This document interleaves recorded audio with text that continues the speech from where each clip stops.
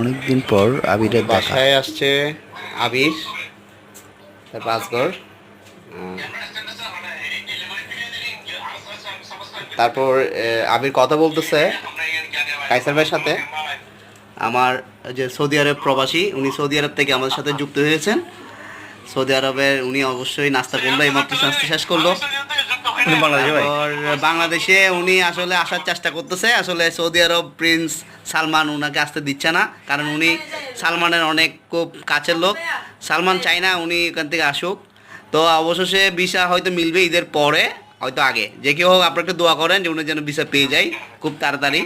কারণ ওনার ভিসার জন্য অলরেডি সবাই নামাজ পড়তেছে। তাহাজ্জুদ সহ অলরেডি সবাই নামাজ পড়া শুরু করে দিছে শুধু উনার ভিসার জন্য। উনি অনেক ইম্পর্টেন্ট একজন লোক। বাংলাদেশে আসলে হয়তো এখানে আরেকটা যেতে আমরা যেতে